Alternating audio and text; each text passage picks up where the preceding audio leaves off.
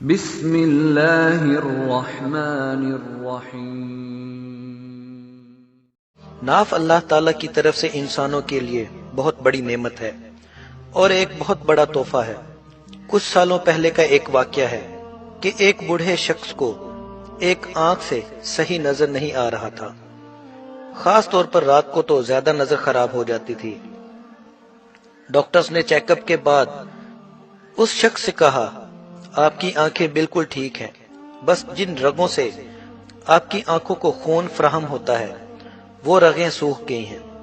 Science کے مطابق اللہ تعالیٰ کے حکم سے جب ماں کے پیٹ میں انسان کی تخلیق شروع ہوتی ہے تو سب سے پہلے انسان کی ناف بنتی ہے، جو پھر ایک کوڈ کے ذریعے ماں سے جڑ جاتی ہے۔ اسی خاص تحفے سے جو بظاہر ایک چھوٹی سی چیز ہے، اس سے پورا انسان بن جاتا ہے۔ سبحان اللہ! ناف کا سوراخ ایک حیران کن چیز ہے۔ سائنس کے مطابق انسان کے مرنے کے بعد 3 گھنٹے تک انسان کی یہی جگہ گرم رہتی ہے۔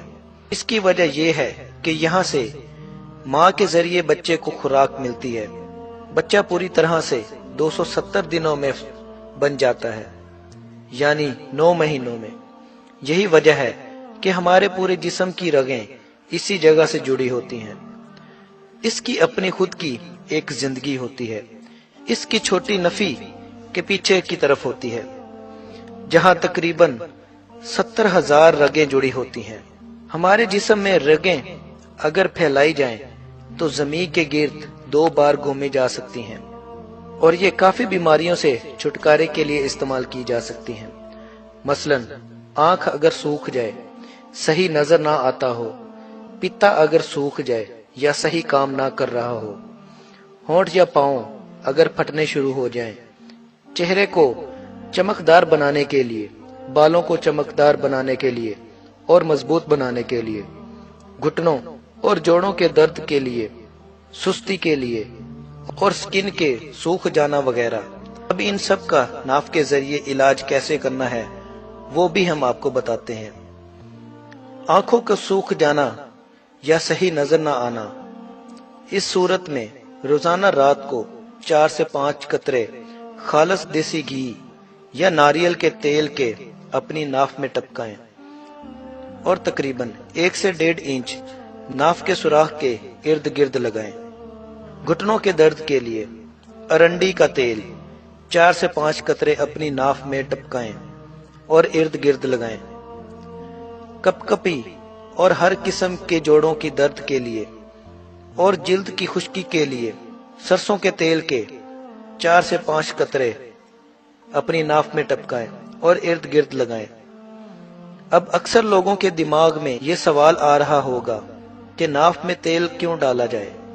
اللہ نے ناف میں یہ قدرت رکھی ہے کہ اگر جسم کے کسی حصے کی رگیں سوکھ جائیں تو ناف کے ذریعے ان رگوں تک تیل پہنچایا جا سکتا ہے، جس سے وہ دوبارہ کھل جاتی ہیں۔ اگر بچوں کے پیٹ میں درد ہو رہا ہو تو ان کی ناف میں تیل لگائیں، انشاءاللہ چند ہی منٹوں میں اللہ کے کرم سے شفا ملے گی، کیونکہ وہی شفا دینے والا ہے۔ اس کے علاوہ تیل تناؤ کی کمی کے لیے بھی ناف میں استعمال کیا جاتا ہے۔ کانوں میں سائیں سائیں کی آوازیں آتی ہوں، سرسوں کے تیل میں 50 گرام تخم ہرمل 2 عدد پیس کر ناف میں لگائیں، 15 دن تک لگائیں، انشاءاللہ کانوں سے سائیں سائیں کی آوازیں ختم ہو جائیں گی۔ قوت سماعت کی کمی کو دور کرنے کے لیے سرسوں کے 50 گرام تیل میں 20 گرام دار چینی پیسی ہوئی گرم تیل میں مکس کر کے لگائیں، انشاءاللہ قوت سماعت میں اضافہ ہونا شروع ہو جائے گا۔ 50 گرام سرسوں کے تیل میں 20 گرام کلونجی ملا کر ہلکا سا گرم کر کے ٹھنڈا کر کے لگانے سے 2 ماہ میں پیٹ کا بڑھنا کنٹرول ہو جاتا ہے۔ اگر نہانے کے بعد روغن زیتون ناف میں لگا دیا جائے تو الرجی اور زکام نہیں ہوتا، اور یہ نسخہ ان لوگوں کے لیے بہت مفید ہے جن کو قبض رہتی ہے، بشرطے مستقل استعمال کرتے رہیں۔